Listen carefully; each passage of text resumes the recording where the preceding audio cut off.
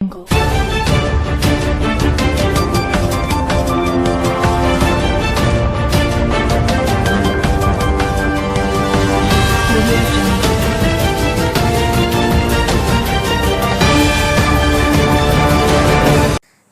કડવા પાટીદાર સમાજ ઉન્નતિ મંડળ પાટણની કારોબારી મીટિંગ તારીખ 29/6/2025 ને રવિવારે સવારે 9 કલાકે પીઢારપુરા ગામ નારસંગા વીર મહારાજના મંદિરે યોજાઈ હતી। ચોર્યાસી કડવા પાટીદાર સમાજ ઉન્નતિ મંડળ કારોબારી મીટિંગમાં પ્રમુખ મંત્રી, યુવા પ્રમુખ, મહિલા પ્રમુખ, કારોબારી સભ્યો સાથેની નવીન કારોબારી 2025-26 થી 2027-28ની કામગીરી ચાલુ કરવા, ઠરાવ કરવા બાબત જૂના પ્રમુખ પાસેથી ચાર્જની લેવડ દેવડ અને પ્રમુખ સ્થાનેથી નવીન પ્રોજેક્ટ અંગે જે રજૂઆત કરવામાં આવી, સમાજને કઈ રીતે ઉપયોગી આપણે બનીએ અને સમાજ કઈ રીતે પરસ્પર જોડાઈને રહે તેની સાથે અનેક એવા કાર્ય પણ કરવાના નક્કી કરાયા છે કે સમાજ એક જૂથ થઈને રહે, સમાજના ઓળખાતો થાય અને સમાજ માટે સંબંધ રીતે સેતુ પ્રોજેક્ટ 84 કડવા પાટીદાર સમાજની 15 વર્ષથી 39 વર્ષની દીકરીઓનું પરિવાર સાથેનું હલ્લાબોલ સંમેલનનું પણ આયોજન ટૂંક સમયમાં કરવામાં આવશે। સમગ્ર કારોબારી ટીમ, તેની સાથે યુવા પ્રમુખ, યુવા મહિલા પ્રમુખ, પૂર્વ પ્રમુખ, પૂર્વ ઉપપ્રમુખ, મંત્રી, ખજાનચી અને સલાહકાર તરીકેની વરણી કરવામાં આવી।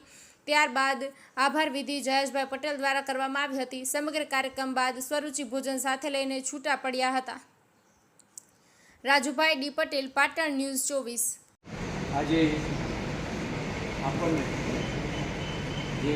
બીએન પટેલ સાહેબના નેતૃત્વની અંદર અને પ્રહલાદભાઈ સાહેબ મંત્રીના જે નેતૃત્વની અંદર આખી સમસ્ત જે કારોબારી અહીંયા જે મળી છે એની અંદર હું પહેલાં તો જે આપણને આપણા સમાજની અંદર જે ઉત્સાહી એવા આપણને જે પ્રમુખ આપણને જે મળ્યા છે અને એમને જ્યારે અમારી કારોબારી જ્યારે મળી એટલે એ વખતે એવી રીતે મારી એક એવી ઈચ્છા છે કે જે કારોબારીની મિટિંગ જે છે મારા ગામની અંદર એ મળે તો દરેકે એ વધાવી લીધું અને આજે આપણે મળ્યા છે એટલે પહેલાં તો હું બીએન પટેલ સાહેબનો હું આભાર માનીશ કે એમને આવું એક સારું એક આયોજન કર્યું છે અને એમની સાથે જે મંત્રીની અંદર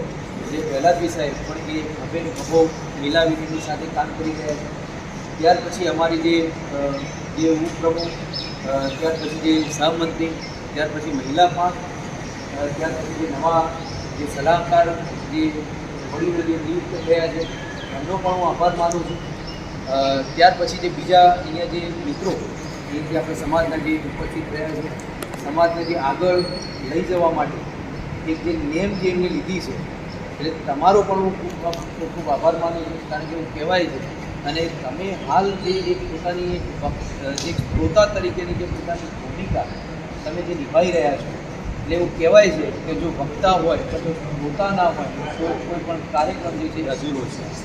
અને આપણી જે સંસ્થાની અંદર આપણે જે બેઠા છે નારસંગા વીર મહારાજની આપણી જે સંસ્થાના જે કોઈ પ્રમુખ કે મંત્રી જે છે એમનો પણ હું સમાજ વતી એમનો હું આભાર માનું છું અને જે નામી અનામી જેમને પણ આ કાર્યક્રમને દીપાવવા માટે જેમને